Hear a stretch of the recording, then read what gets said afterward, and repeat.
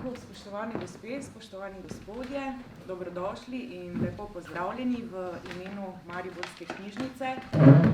Med nami pa seveda prav posebno lepo pozdravljam predstavnika španske ambasade v Sloveniji, gospoda Martina Remona. Welcome. Hvala. Nocojšnja literarna postaja je posebna, pripravljena v velikem zamahu v sodelovanju s Slovenskim narodnim gledališčem, s katerim sodelujemo na več področjih in so nam v naši prostorski stiski že velikokrat prišli nasproti.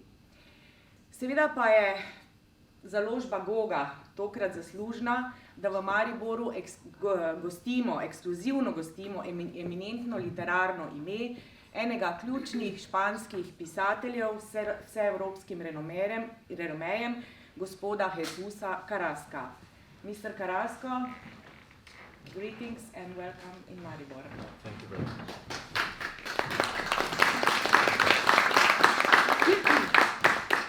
Že prvenec našega nocojšnjega gosta z naslovom Na prostem je postal knjiga leta v Španiji, po njem je bil posnet tudi film. Za drugi roman z naslovom Zemlja, po kateri stopamo, je gospod Carrasco prejel nagrado Evropske unije za književnost. Oba romana sta v slovenščini izšla pri Založbi Goga v prevodu Urške Zabukovec, ki bo tudi vodila nocojšnjo literarno postajo in vas tudi prav lepo pozdravljam. Dober dan, dober večer. Pogovor bo seveda v angleščino tolmačila gospa Tjaša Šket. Pozdravljeni tudi vam, se že pogovarja. Torej, hvala še enkrat Slovenskemu narodnemu gledališču Maribor in seveda čestitke ob praznovanju 100. obletnice. Zdaj pa še informacija, ob koncu pogovora boste lahko tudi nabavili knjige gospoda Carrasca in sicer seveda po znižani ceni, z veseljem jih vam bo pa tudi podpisal. Tako, zdaj vam pa predajam besedo in lep večer.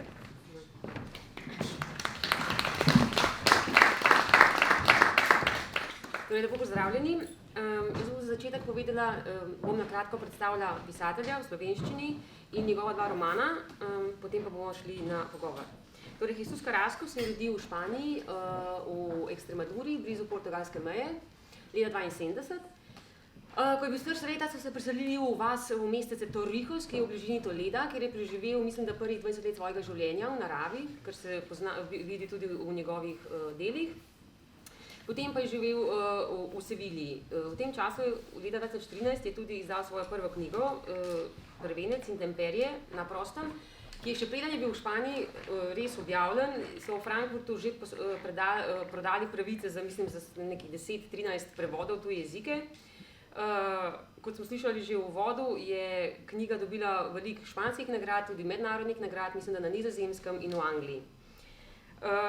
Ta kratka knjižica je nenavadna, predvsem po svojem slogu in po svoji vsebini. Vsebina je precej preprosta.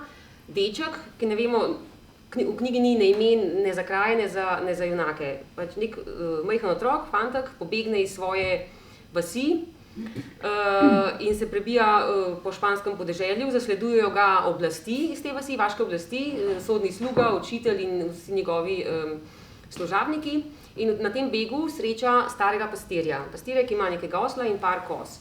In otrok in pastir se zbližata in skupaj bežita pred temi zasledovalci. Iz otrokovih razmišljanj in sanj zvemo približno, zakaj je on zbežal od doma. Kako se je roman odvil, pa ne bom povedala za tiste, da ne bomo vzela užitka tistim, ki ga še niste prebrali. Njegov drugi roman, Zemlja, po kateri stopamo, je šel leta 2016 in je dobil Evropsko nagrado za književnost. S prvencem ga veže predvsem tema, ki je tema narave in nasilja. Carrasco v njej nekako sopostavlja dva različna odnosa med človekom in naravo, lahko bi rekel nek normalen, emocionalen odnos do narave in eksploitativen odnos, merkantilen odnos do narave. In tudi v tem delu imamo neke, kako se temu reče, izkoriščevalce in žrtve. Izkoriščevalc je imperij, nek imperij, ne vemo točno kakšen je ta imperij, kdo so ti ljudje po narodnosti. Nek imperij, ki se je v bistvu prisvojil ozemlje vse današnje Evrope. In roman se odvija v španski Ekstremaduri, kjer starejša gospa po imenu Eva na svojem posestvu, kjer živi s svojim ostarelim možem. Vemo, da je bil zelo uspešen polkovnik v tej imperialni vojski in je za svoje zasluge pravzaprav dobil to lepo posest s hišo na tej španski Ekstremaduri. Imela sta tudi sina, ki ima je pač umrl prav kot vojak, kot imperialni vojak. No in ta Eva nekega dne na svojem posestvu zagleda tujca, kako sedi pred vrati. Po barvi njegove kože in potem kakšen je, sklepa, da je eden izmed lokalnih ljudi, od tistih ljudi, ki so jih oni podredili.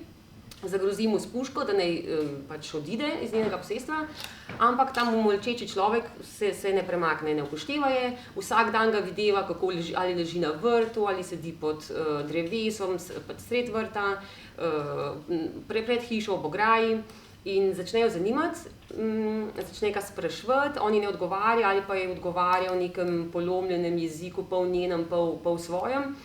In tako skozi te zapise, prve osebne zapise Eve, v bistvu se pred pračevimi očmi rekonstruira njegova zgodba, ki si lahko mislite, da je tragična. Tudi ne bom povedala zdaj, kaj se mu je zgodilo. Skratka, to je bilo nekako povzetek vsebine. Kot sem že omenila, je zelo pomemben nekaj posebnega je njegov slog, o tem bova tudi spregovorila v intervjuju. Njegov slog je zelo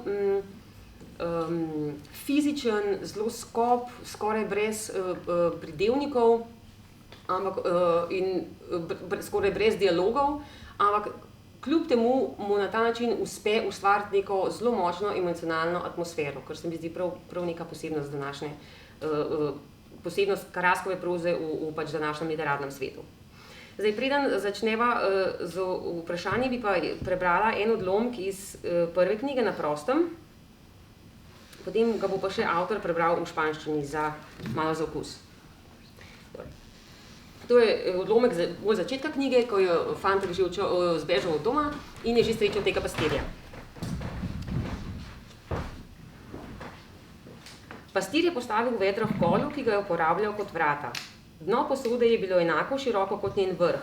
Dečka pa je spominjala na tisto, ki so jo uporabljali doma za praznjenje suhega stranišča. Starec je posodo položil na prašna tla in jo z vrtenjem toliko časa potiskal v zemljo, da se ni več majala. Iz nje je potegnil teslo in 3 rjaste železne palice.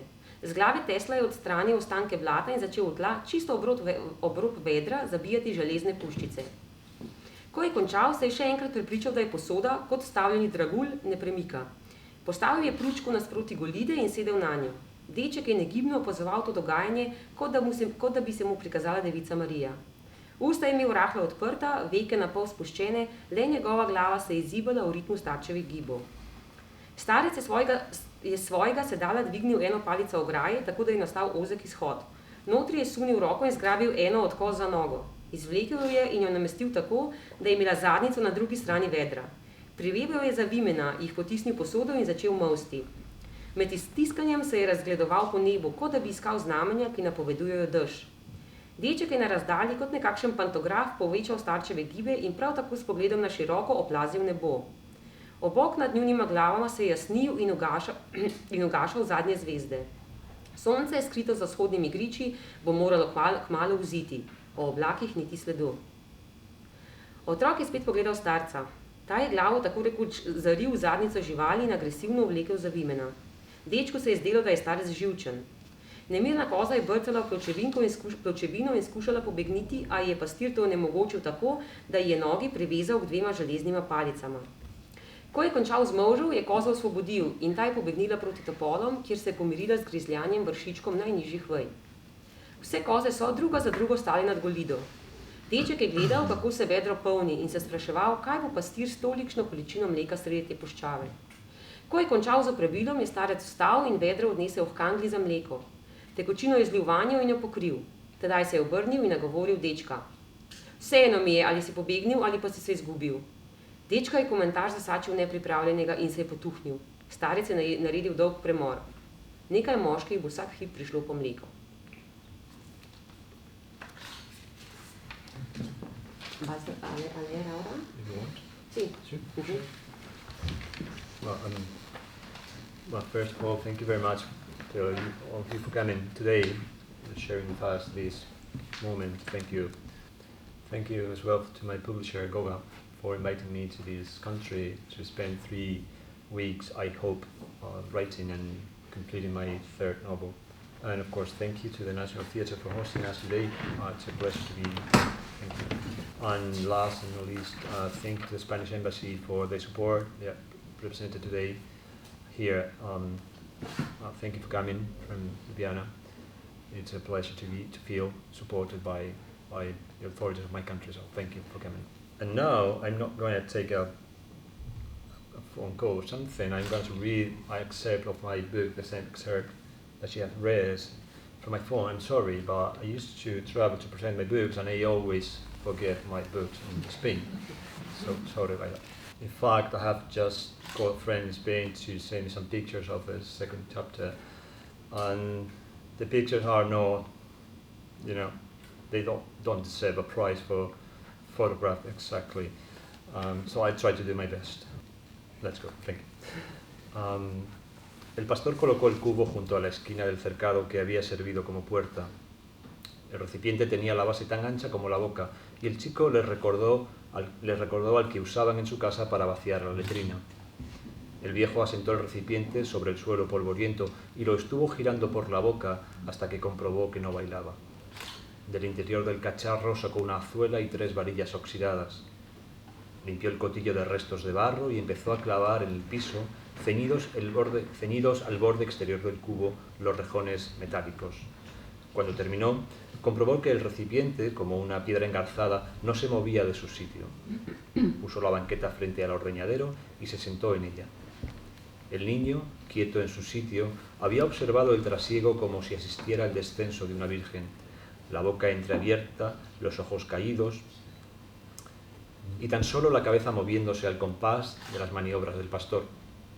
Desde su asiento, el viejo levantó uno de los palos del cercado hasta abrir una salida estrecha. Metió la mano y enganchó a una cabra por una pata. La sacó y la colocó de culo al otro lado del cubo. Le agarró las ubres, las metió en el recipiente y comenzó a ordeñar. Mientras trajinaba, el hombre miró hacia el cielo y lo recorrió como si buscara los signos de la lluvia.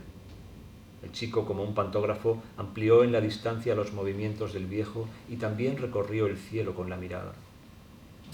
La bóveda se aclaraba sobre sus cabezas, extinguiendo los últimos luceros. El sol, inminente tras las lomas del este, saldría en poco tiempo, ni rastro de nubes. El niño volvió a mirar al pastor. Tenía la cabeza casi metida en el culo del animal y tiraba de las ubres con brusquedad. Al chico le pareció que el viejo estaba nervioso. La cabra, inquieta, coceó la lata y trató de salir corriendo, pero el pastor se lo impidió fijándole las patas a 2 de las varillas. Cuando terminó el ordeño, liberó al animal y éste huyó en dirección a los chopos, donde se tranquilizó mordisqueando las puntas de las ramas más bajas. Una por una, todas las cabras fueron pasando por el ordeñadero. El muchacho vio llenarse el cubo y se preguntó qué podría hacer el pastor con tanta leche en medio de aquel páramo. Cuando terminó la faena, el viejo se levantó y llevó el cubo hasta donde tenía la lechera. Vació el líquido en ella y le puso la tapa. Fue entonces cuando se volvió y le habló al muchacho. Me da igual si te has escapado o te has perdido. El niño, el comentario le cogió desprevenido y se retrajo. El viejo hizo una pausa larga. Unos hombres están a punto de llegar para recoger la leche. So the fragment we have just read is about my favorite character of your first book, the goat character. It's my favorite because it reminds me of my father. And when I read the book, I said to myself, I want to translate this book into Slovene and to dedicate it to my father. But we usually don't dedicate translations to anybody, so I just translated the book. When I was translating it, I realized that you had dedicated it to your father. So my first question would be, why? For example, why you dedicated it to your father and not to your mother or to both? Well, there were many different reasons because I dedicated this book to my father. Probably the first of all was that my father passed away just before of the releasing of the novel, and he was always in my mind when all this happened to me. The releasing of my first novel, which suddenly became a successful novel that completely changed my life. So it was something important in my life and in the life of my family, and I wanted to share with my father. My father wasn't there. My father has passed away. So it was a way to keep him in mind. And probably the second one is because part of the Gotha, the character, is part of my father. The character is defined for probably for silence. You know, he's a really silent man, and my father was. My father was a really silent man, the kind of person who teaches something without a word, just with a gesture or with an attitude. So it was a kind of tribute to my father, and of course, it was the person that deserved to be on the front page of this novel. My Spanish friend recommended me this book, saying, "You will like it. You see, you will like it. This is Spain. These are we." And when I asked him, "What do you mean? Why this is Spain?" "I don't know. I can't say, but this is Spain." Would you agree with that?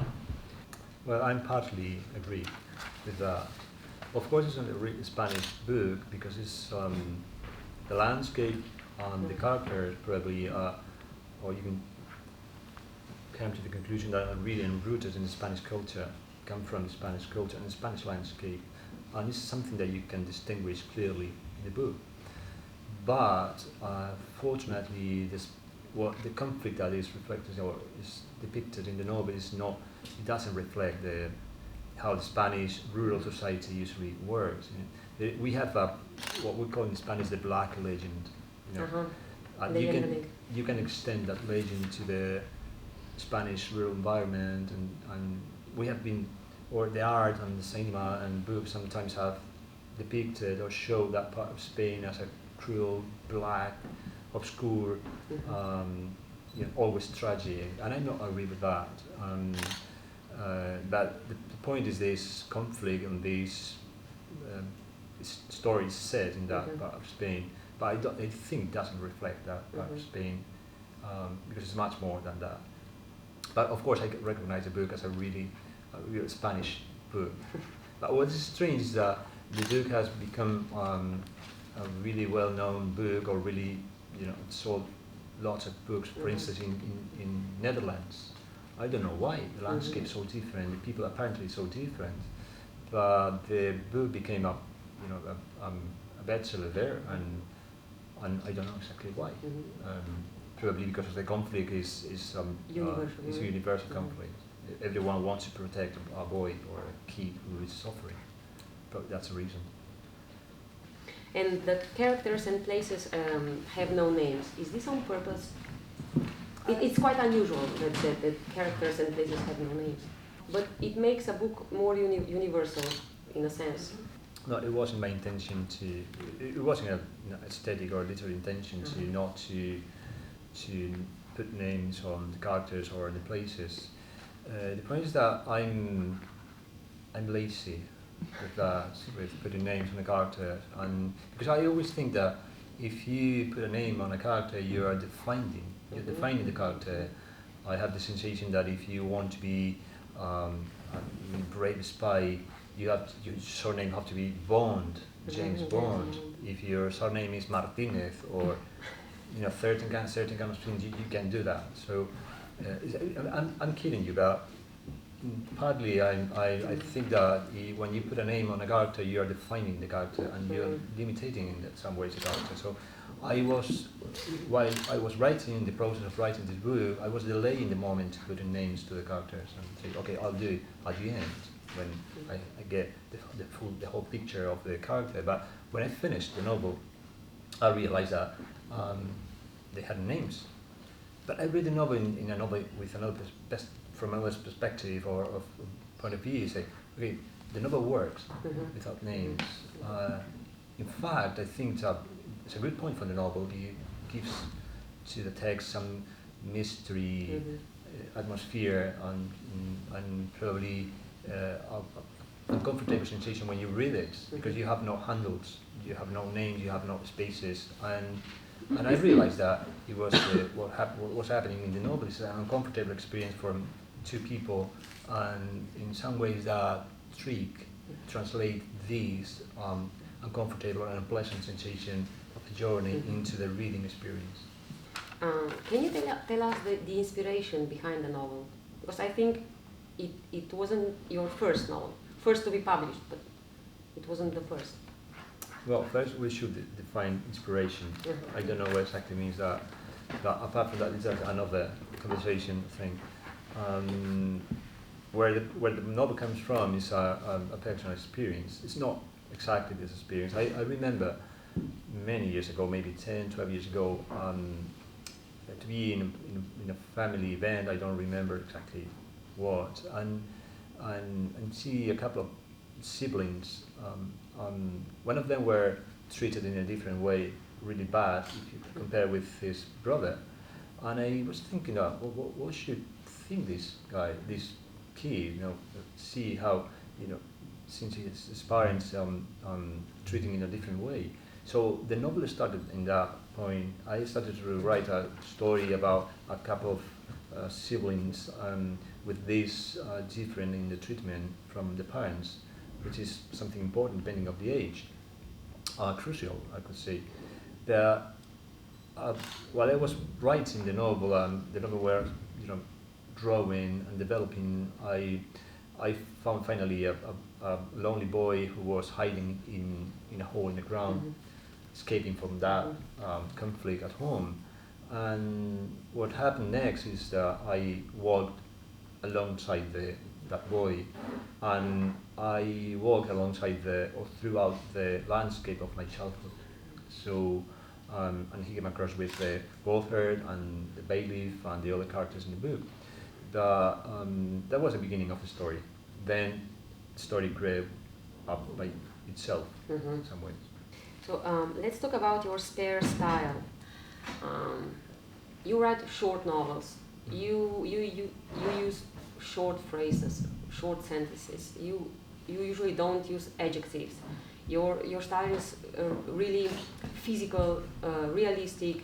You describe all in detail, but without adjectives. And the characters almost don't talk to each other. There's all based on silence. Where does this obsession with verbal austerity comes from?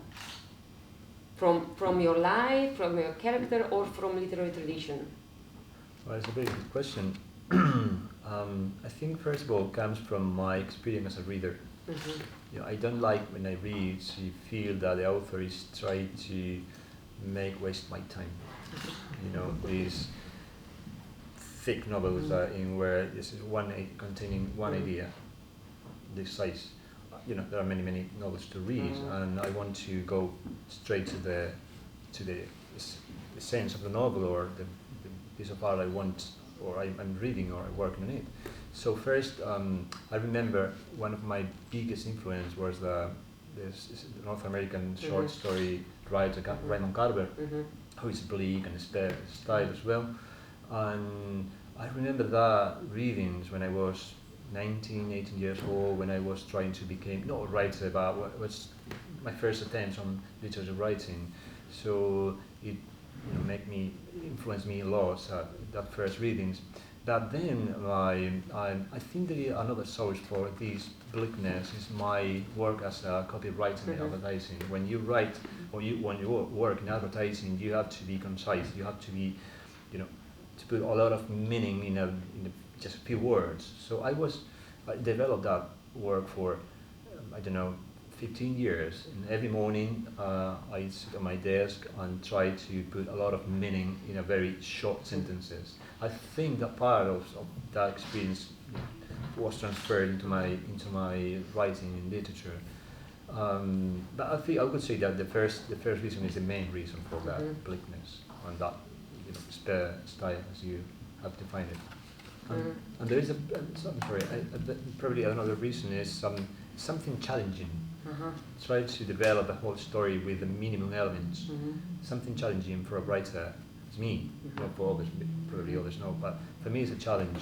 Try to give to the reader a real experience, intense experience of reading experience with just a few elements. In some ways, it's like a theatre, a stage like this, just a few elements that make you believe in something. You can create a whole story here with a couple of chairs to people talking, or just with a figure of a tree, nothing else. The audience have to put the rest of the story. And that's something that I really like when I read, to be involved, to be engaged in the reading, because the author gives me space, blank space to complete by myself, to putting or adding my own experience and completing work. So it's something that I always try to do, to create spaces for the reader to complete. And probably if I put plenty of adjectives and all my impressions and detailing everything, probably I would not give room for the reader to take part on the novel. And the most poetic sentences, the best sentences in the book, they function as poetry. Do you write poetry? No, right. I read poetry. Can you tell us what kind of poetry do you read? And you don't have this ambition to write poetry? Well, answering the first question, I think I will answer the second question. I mostly read Spanish poetry because I think it's quite difficult to get a sense of a poem, a translated poem, which is so difficult, almost impossible to translate poetry. So I usually read Spanish poetry, or poetry in Spanish, written in Spanish. One of my favorite poets lives near a place is in Orihuela, is Miguel Hernández. But many others, Lorca, of course, Rafael Alberti, Alfonsina Storni in Argentina, many Spanish poets. And Juan de la Cruz también. Of course, and Juan de la Cruz is one of my totems. Because it came from my father, this poet, which is absolutely amazing. And this is the answer for your second question. If you read those poets, how can you dare to write poetry? I mean, I feel so tiny when I read these, because for me, poetry is the sense of language, literal language, or the art you can make with language is condensed on poetry. And I can't say I just can be astonished when I read good poetry and say, okay, I prefer not to try. The presence of nature is very important in your novels. In the first novel, the main characters, they have to fight against nature in order to survive. In the second novel, you oppose two different styles of relationship between man and nature. The first we can call an emotional one, or natural one, and the second is a mercantile one, or exploitative, abusive one. In this sense, your novels are very in line with the current affairs, ecological problems and so on, but in a very subtle, very non-activist way. Can you tell us something more about your relationship with nature? And then, if you want, can you comment on these current problems that we have to solve, and we are trying to solve it in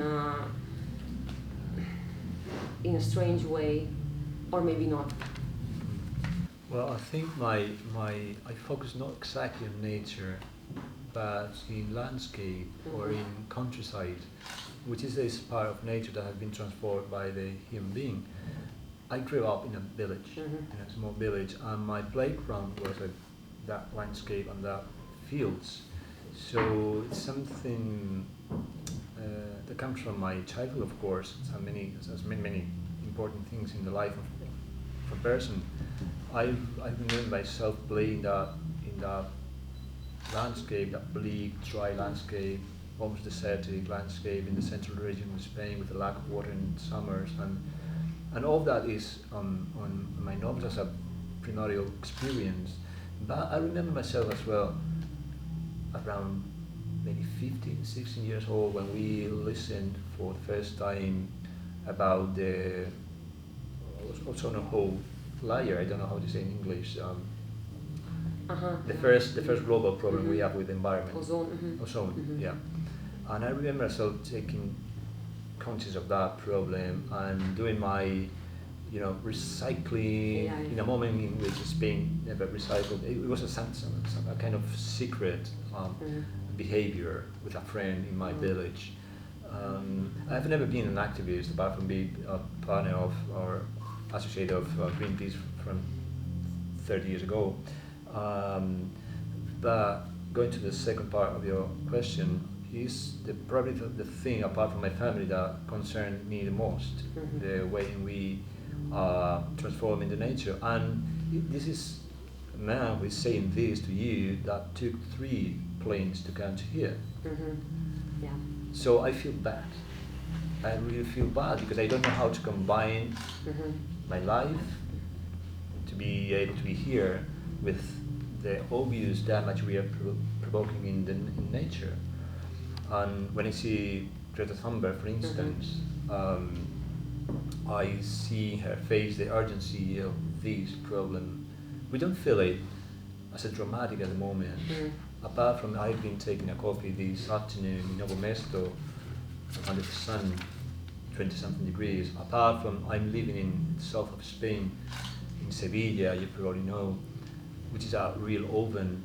Year after year, we have having sometimes 44, 46 degrees in summer, which is roasting. Apart from I didn't see again swallows flying over the sky in summer nights I used to see when I was a child. So there are tiny transformations of nature, but we are still following with our life. So it's not something dramatic, it's not flooding country, it's not a catastrophe, but it's something that is happening. And I'm really concerned, as I think, I'm sure many of you are. We are taking conscious of these problems, and we are doing lots of things, more than I imagined 20 years ago, but I'm not sure it will be enough. I wonder how will be the world for my daughters when they grow up in 20 years. I don't know. I don't know if they will live in a Sevilla with 50 degrees in summer, with lack of water or supply of water, and all the problems attached, how the desertification advance and occupy parts of the country and the world, and all the tensions that will create this. So for me, something a real problem. Yes, on the one hand, we all agree that there's no way back. We can't live without technology, we can't live without telephones, but on the other hand, we don't have any solution, any practical solution. Your novels are based on the conflict between good and evil, as all great novels are, between those who abuse the power and their victims. But in the first novel, the boy and the goat herd, they managed to escape those abusive people, a bailiff and his servant. But in the second novel, this abusive empire is omnipresent. So I was wondering, because power, authority, and in some sense violence, they are part of life. So how can we exercise them without abusing them? I mean, the boy, he could become vengeful and corrupt, but he didn't. What stopped him? Well, your question is to say that violence is part of human being nature as well, and I agree. But I think ethics are naturally sourced as well. It's part of our nature, and there is a reason for that. We are stronger when we cooperate, when we consider the other. We are stronger, we can create links and communities, and that makes us stronger and more able to survive in a hostile environment. It could be life or nature at the beginning. So, to my mind, ethics come from that, and it's consequently part of nature as well. So that's the reason because the boy take the path of ethics or moral, because the source is the Bible or a religion, the Catholicism. And what needs a boy is someone to guide him, and he's the golfer. The golfer is a silent voice that is able to drive the boy into certain ethic path, which will make him survive and probably have a better life in the future. Yes, and this question is connected to the previous one about the role that religion plays in all this. I mean, on the one hand, we have in your novels quite open critique of the religion. I mean, the priest in both books are depicted in a quite negative way. But on the other hand, the behavior and decisions of the good characters of the Gotthard and Eva, they are based on Christian values. And the books are, there's a plenty of biblical Christian symbols in it. If we take this out, there's nothing left. And the Gotthard is also a biblical figure, and he's also compared to Christ in a way. So, what role has played religion in your life and in your books? Is there conflict between the religion and faith, or how do you see it? Well, there is always a conflict in my mind between faith and religion. I was raised as a Catholic, many Spaniards in my time, but I don't practice now. I gave up, I don't know, when I was 16 or 17 years old. But I consider that the basis, the ethical basis on the Catholic religion in this case is a full ethic or moral Catholic that has been taken from many other movements. The mercy, the compassion, taking account of the other. It's something that appears in the Bible or in the Holy Bible, and I really appreciate that. Solidarity, for instance, appears on community, appears in the Bible, which apart from that is an amazing book. It's an amazing novel itself. It's full of everything that you can appreciate in a novel. It's action, envy, family affairs, and adventures, trade, travel, journey. So, apart from that, I come back to my childhood when I was, a part of the church, and I went with my parents to the church, and I remember myself being amazed by the church, by all the symbols in the church, the cross, and many others, and this special taste of the Holy Bible, this sensation of epic tale. I remember to be amazed in that every Sunday. So that has been concocted among all the readings in my literature. But there's a central figure in that, which is my father again. My father was a devout man, and he read San Juan de la Cruz or the Bible at home, and I feel an absolute respect for the Catholic religion and all the religions that even I don't practice. And going to your second question, it is always a conflict between faith and religion. I could say that I'm a faith man, but I'm not a religious man, or religious in a certain way. There are some mysteries still in the religion, in the way that some people believe in something that they don't see, and they don't can, add any proof that existence of a superior being as God, but they still believe in. Why?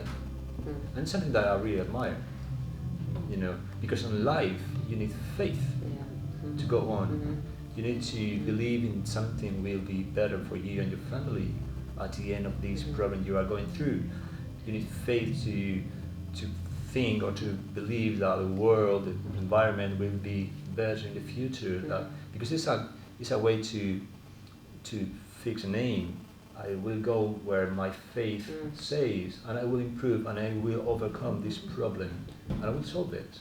And we will probably reach this point or not, but I will overcome it. So it's a way of go on as well, sometimes the faith.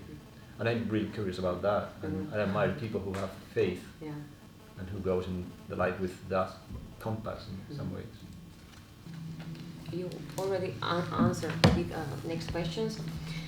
I find your first book relatively optimistic. I mean, it is hard and violent, but the final is contains a sort of catharsis. The boy managed to survive. He learned. Don't spoil it. Please. Okay. So it is quite optimistic. It has for me at least, it contains a sort of catharsis. But your second book is more pessimistic. The message, as I get it, is that here in our life, all that connects us is just pain. That the real unity between us is possible only in afterlife. So I would like to ask you, what can we expect in this sense of your third novel? Well, the first thing I have to say, I have to warn you and the readers that an author not always agree with himself or with the opinions of the characters or the action depicted or portrayed. I'm not really agree with myself in my second novel. It doesn't mean anything. It's just it's a fiction. I mean, I truly believe that we are linked by all things, but apart from pain, of course. Pain is a common experience for all of us, I think, more than love. Probably we get birth with pain, and that first pain continues to our experience in our life, because we are in contrast with the environment and with the others, and always is something unpleasant around. So pain is a constant in our life, and I think it's common to all of us. But apart from that, we have many other things in common, as you know. And I've lost the train of my thoughts. Third novel, what can you expect? What can I expect? I would like to expect a comedy. Yes, exactly. But it's something that I always expect, even in these two novels. No, I always like to write a novel or something in which sense of humor will appear, because I am a person with sense of humor. I think it's difficult now because we are three, and you have to translate. You have to make a joke in English, which is not my mother tongue. I've been to translate it into Slovenian, so I'm not practicing my sense of humor today. But I'm a real, not comic man, but I optimistic in my life. So I would like to make the other laughs and to write comedy. I'm seriously talking about this, but it's so difficult. It's really difficult to make the other laugh about through literature. This is my opinion. If you read Oscar Wilde or Cervantes and Quixote, for instance, or many other great authors, you can see how difficult it is to create this effect on the reader. My third novel, I proposed myself not to write a comedy because I'm unable, as you can see. But I'm trying to give something lighter to the reader, something not so heavy or not so serious. It's a kind of journey or travel book with kind of adventure. Of course, at the end, at the background of all that, there's an idea. It's something always serious in me, or maybe heavy, or I don't know. It's an idea, but it's wrapped in a kind of not funny adventure, but like adventure. I wanted just to create a pleasant experience for the reader, and sometimes something that I always forget when we write or when we read. Not always you need to communicate a really serious or important idea. Sometimes the thing is to create something beautiful. And language is a material in which I work. It's not clay or stone or iron. Is my materials are words. And I always try to create something beautiful, something that I enjoy when I write, and something that expect to be enjoyed by others when they read, the taste of the language. So I'm not saying that my next novel is just language, a beautiful thing. It's not that point. But I try to create this new balance in my career about language and a well To explore it. a well exploring story. That's something that entertains people, not entertain people, but go smoothly to the end and create a pleasant and reading experience. When can we expect it? At the end of this month, probably. No. Okay. I'm kidding you. No, I'm in the last stage of the process of writing the novel. So my idea here in Slovenia is to complete the first draft of the novel in order to submit to my publisher in Spain and work with the editor. But I've been working on it for the last year, and my plan is to complete the last pieces here in Slovenia. That's my plan. But I need to be at home, so you have to pray for more rainy weather. Otherwise, I want to go out to Novomesto and take coffee and just wander around and enjoy the beautiful woods around Novomesto. A penultimate question about silence and literature. You always say that you are a very silent person, then you don't talk if you don't have nothing to say. And you even said once that you liked silent authors. And yesterday, or this year, Nobel Prize winner Vid Hajnšek, today the whole literary world talks about him, but not about his literature, but about his politics, his political views. What do you think? Does the author is obliged to be at the same time a public intellectual? Does the author have to express his political views, criticize this, criticize that, or is literature enough? Well, I think both positions are possible at the same time. You can express yourself, even your political ideas, through your books, and you can express your political ideas through Twitter as well, at the same time. I have taken the option not to say anything about from my books, but it's not a fixed position. It's something that comes flows with my character. I'm silent mind, as you say, and I usually don't give my opinion up except if someone asks for my opinion. In some ways, it's a political position as well, especially in this time. So many people saying so many things. It's a lot of noise. I don't consider a writer for the fact to be a writer, intellectual figure. I'm not an intellectual figure. I'm just someone who wants to write fiction. And of course I spend a lot of time thinking about things that probably usually people don't take the time to think for so long time. But not always are related to the current affairs or political movements in the world. I think literature can make a reflection or can digest what happened around, but in a slow way.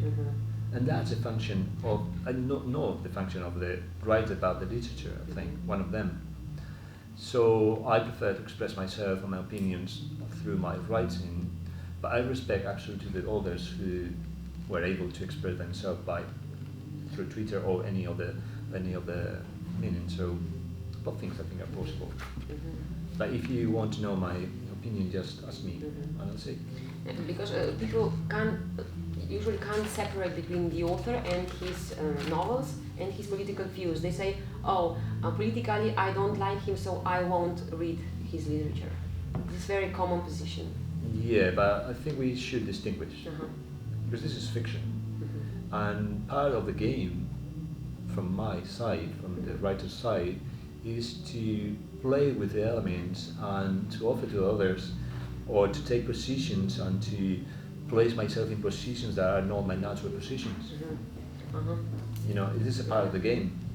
It's one of the possibilities of literature. It's not, it's not a Bible it's not a translation of or transportation of the brain of the author into literature.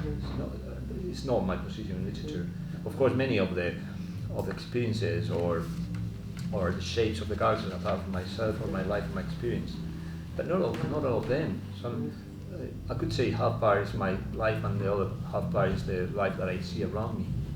And around me you see people that think different to my, or have different opinions on my opinions. And that have to appear in fiction work. So that's my position on this. So we lose a lot if we don't read authors that have different political views than we have. We lose a lot if we don't read the authors. Yes, of course. Even if sometimes the reader, the writers that we like or we love, offers us different shapes of the image we have from them, and that's great. It's a game that I like to play. To leak into my writing things that I don't really believe in. The last question is more humoristic one. The boy in your first novel lives in waste, hot land and fantasizes all the time about moving north, where the landscape is green and there is plenty of water. And you, in your life, practically realized this desire. You moved with your family to Scotland. Can you tell us why you moved to Scotland? I know that you have come back to Spain, but still. Well, our parents tried to give us the best, even water for us, because I grew up in a part of the country in which water was cut every day from 10 in the morning to 8 in the afternoon. And they and all of them, the old generation, create a new country for us and push it and improve it, and they gave us something so essential as water. Me and my generation, we have water, and we have tried to give us our daughters a language, a new language. It is a kind of future as well. It's a key to the future. So we went to Scotland because I was invited to take part in the book festival in 2014, I think. And my family came with me, and we spent a month in a house of a friend there in Edinburgh, in the capital of Scotland, and we enjoyed a lot. But apart from that family experience, is my own experience. Someone always thirsty about water. For me, to go to Scotland is so exotic as to go to the Caribbean Sea. Probably you don't understand that because you live in a very green country, humid country with snow. I see your roofs prepared to contain the snow in the winter. That say, oh, these people have water. We didn't have water, and I have grown up with this sensation of lack of humidity. So when I go to a country up in the north and I see the green of the fields, I feel absolutely great. These people have no problems with water. These people are saved, and they will be saved because they know they will not be obliged to fight for water, which is something that is happening in many parts of the world. So you are in a safe part of the world, and I love that. Če ima še kdo kakšno vprašanje iz občinstva? Mene zanima, če si visoko nakladen, zelo bran, predajan avtor, kvaliteten, nagrajevan na Pirenejskem otoku. Polotoku, mislim, Španec z Pirenejskega polotoka. Ali to pomeni, da si avtomatsko inkorporiran v ta velikanski hispanski trg? Ali si potem tudi lahko recimo zelo bran, prodajan in visoko nakladen avtor v Argentini, Mehiki, Latinski Ameriki? Zanima me to, ker mi imamo tak ene idealne predstave o tem velikem hispanskem trgu in me zanima, kako je z recimo gospodovo, kakšna je recepcija recimo v Latinske Amerike in teh njegovih romanov?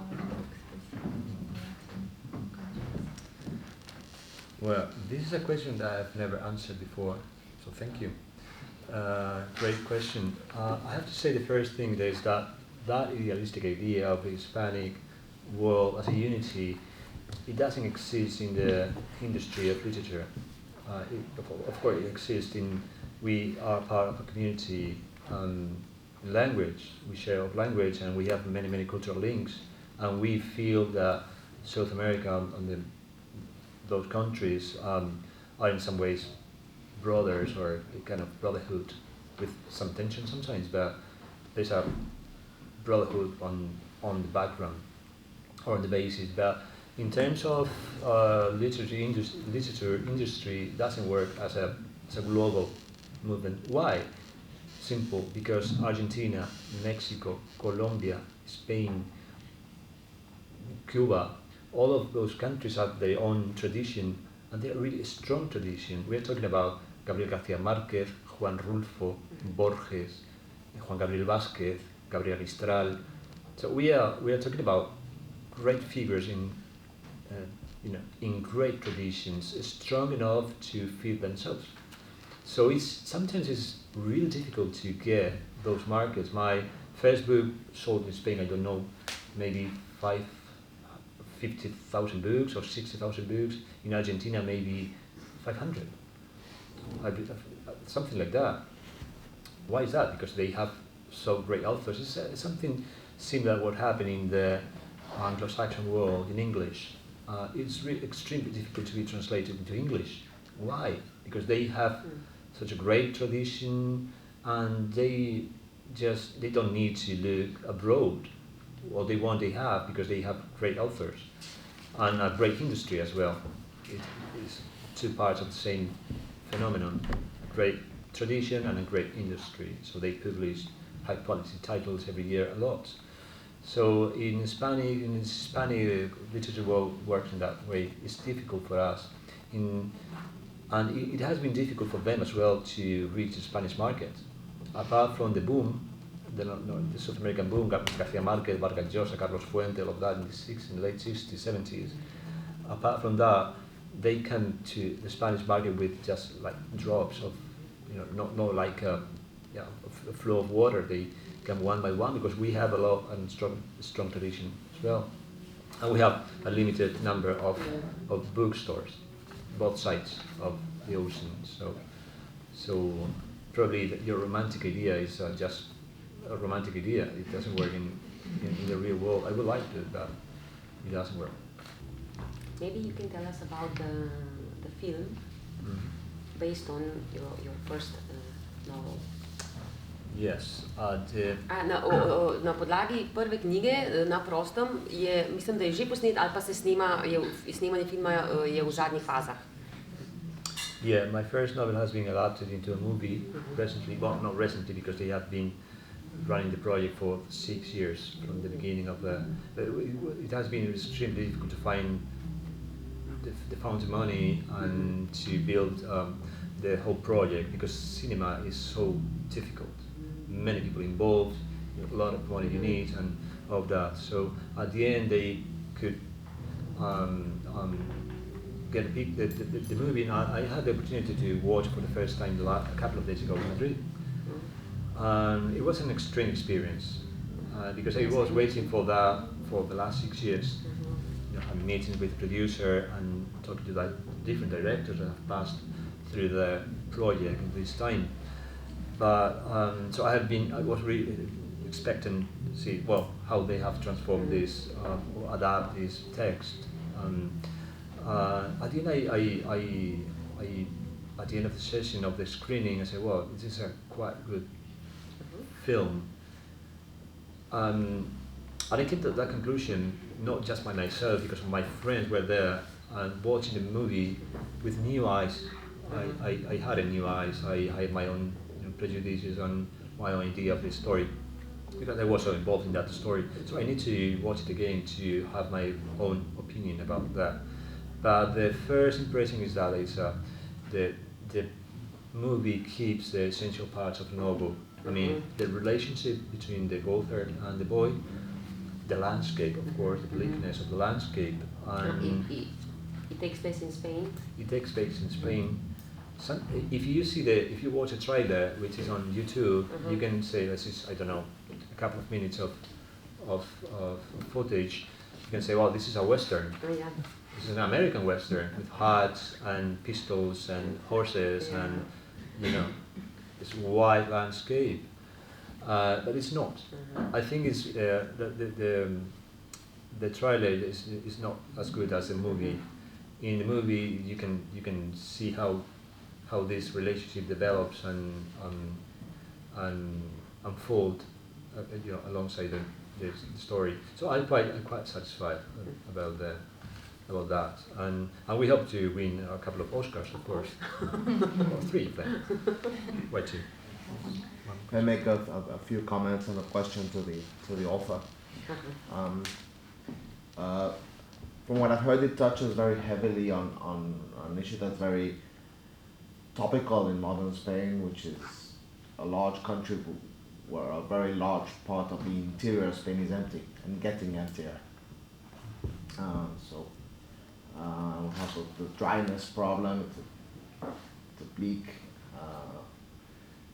not very fertile half of Spain is getting emptier and emptier. And I don't know to what extent Jesus could inscribe himself in a tradition that depicts that kind of Spain with Azorín and Delibes and Machado. Part of Spain that has its own aesthetic and that has been meaningful in literature. Even Handke himself is very appreciative of that part of Spain and has written about it. But what I would like to ask Jesus is the fact that he has been successful with writing in that landscape. People buying his books in the cities, basically. If he would attribute it to the fact that people want to look about that part of Spain where the grandfathers came from, or whether they feel reassured that, that empty Spain, not very fertile, is not such a good place to be in, and that they are better in the city. What is the mechanism for people to want to experience that in a book? Well, it is an excellent question. As you know, in Spain, there's this growing interest in what's happening in that back part of the country, in the rural Spain. Probably but in the 60s and early 70s, lots of Spaniards came, massively into the cities, leaving empty the land behind them. And that was a tragedy. It was a real migration with billions of people moving from one place to another, from one culture to another, new culture, from the agricultural traditional culture into a new, a city life that they don't know, and consequently the cities grow up in a very strange way, chaotic way sometimes, around the centers, old centers. On one side, the landscape, the rural part of Spain were emptier, and at the same time, another part of Spain, the cities, were suddenly full of people that they didn't believe belong to that culture. So that creates a kind of trauma. As you know, this is the thesis of Sergio Molino in España Vacía, the empty Spain. And this trauma has been inheritance, have been transferred from generation to generation, 2 generations in fact. But nobody wanted to talk about that until 6, 7 years ago, 10 years ago. We were focused on growing, on go ahead as a democracy, as a modern country. We forgot the place where we were from, most of us. So it was this pent-up emotion, national pent-up emotion about that, and nobody knew about that, nobody noticed about that. Suddenly, apart from our tradition, Delibes or Llamazares or many other authors that have put a finger on the wound of that part of Spain, of that problem in Spain, but suddenly 7 years ago, 6 years ago, I don't remember, more or less in 2013, appears in the market, I don't know, maybe 10 different novels set on that part of Spain, and appears it was a massive phenomenon for all the expressions of art. And I don't know why the country that tapped into something that was hidden and pent up, and those pent up emotions and appears, and suddenly a lot of people became interested in this part of not the country, in this part of their lives, the grandfathers, the fathers, and they took conscience about that in the same way that we take conscience about environment or other issues. So probably that's the reason, because all of us, we are related in some ways to this part of Spain. That part of Spain is our past, and it's our future as well. We can't live in a country in which, 8% of the territory is emptied, or, not exactly emptied, but nobody wants to live in Soria, for instance. And they need people to live there, because we lose the culture, we lose the economy as well, and we need to maintain a natural heritage of forests, rivers, and we need people working on the mountains, on the hills, on the slopes to maintain that. So it's a global problem, we are trying to tackle, but not so seriously as we could, I think. We need more policies to encourage people to go back to the rural part of Spain, offering them a good life. I don't say a profitable life, but a worth life, a dignity, something that you can consider as a dignity life or a worth life. And it's something that we are not doing seriously in Spain, and it's a real problem. It's like if you have a house with 10 rooms and the whole family lives in one room. You have a huge house to maintain, and you have to do it. We should distribute the people in the territory, of course. But this is a pessimistic vision. We have an optimistic vision as well. We are doing things. We are trying to do new things. You're creating new ways to approach people, the services that they can find in the cities, the internet connections, or we are getting better, but it's not enough at the moment, I think. I don't know if I answered your question more. I think once. Nobenega vprašanja več? A bomo potem zaključili? Hvala lepa.